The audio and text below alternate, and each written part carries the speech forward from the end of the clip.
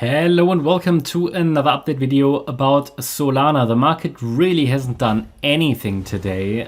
Bitcoin hasn't really done anything, and also Solana has just been grinding sideways. Small recovery since the Friday low, but really a very corrective looking recovery. So I don't really have any, let's say, any change to the wave count here as such. But in this microstructure, things might still shift a little bit because the structure is not so reliable due to this very shallow wave 2. We're going to talk about that. What's the current main thesis I've got? Well, that we're in a range. Okay, we're in a range. We're in the middle of a range. That's not a very good position to be in, because being in the middle of a range means we're not at one of these price extremes where it could be useful to enter a long position or enter a short position at the top of the range. No, we are stuck in the middle, and that's basically in the middle of nowhere.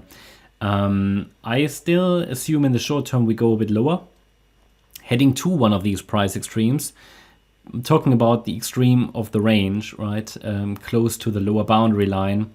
The idea is still to get to the 133 level. That would at least be ideal, and I will explain to you why in a minute. But the overall idea is, yeah, we are in a range. I'm calling that an Elliott wave triangle. It will probably turn into something different. These triangles are not very reliable, but at the moment, this is the scenario I'm tracking. It just indicates that we are moving down in corrective structures, we're moving up in corrective structures, down again in corrective structures, and then possibly here another lower high and higher low could be generated. The idea is the lower boundary line of this trend channel is, oh, it's not a channel, it's a range, is at $119, upper boundary at 190. And we're currently stuck in the in-between, so I call that actually noise, and you can just trade the range if you like to.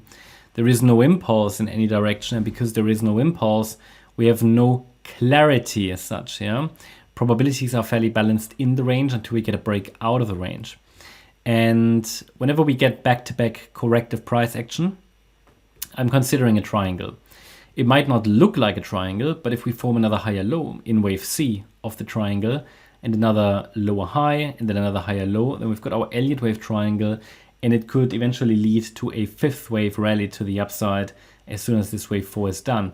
But the idea that we're in a fourth wave and that we are dealing with corrective structures has now been with us here on this channel for the last couple of months. So been highlighting quite early that we are in this fourth wave. I mean, that was still in April. I've been highlighting a fourth wave. I think at the time I didn't talk about a triangle yet, because typically I only want to talk about triangles when I get some, let's say, clarity that we're dealing with back-to-back corrective price action. Then I can consider it. Strictly speaking, we still don't have enough waves to really track a triangle, but I still believe it's the best wave count at the moment here. I could also say that the B wave has topped and we're coming down in a larger C wave. Then it's not a triangle. The wave 4 would then not form A, B, C, D, E. No, it would form an A, B, C structure. Yeah, this would definitely be a reasonable, let's say, alternative scenario to watch. In this scenario, we would head down more directly into the region below $109. It would just be a deeper pullback in an overall ABC flat correction. We won't know until we see how the market reacts to this pivot area down there between 133 and $19 basically. So there are some Fibonacci support levels to watch: 133, 127, and 124 next. And that's based on the C wave down, which is considered a WXY structure. Within the Y wave, I've got an A, B, C. Well, that might turn into something different. I'm not entirely sure. Because, okay, I've got an A wave. This was possibly a 5-wave move down. I've got a B wave up. Now this would be ideal as a C wave, but I don't have a great microstructure here. So it could be the wave 1 is here and the 2 is here. So I'm labeling it like this, but I left the resistance area, unchanged. So actually I should shift it down a bit. So resistance is between 147.67 and 156.68. All it means is that, okay, if we break above the recent high that I've labeled as wave 2, that's also indicated by that red line there, it's at $149. Well, then this larger wave 2 resistance area will come into play. Yeah, but overall the downside pressure remains high, especially as long as we stay below the Friday high.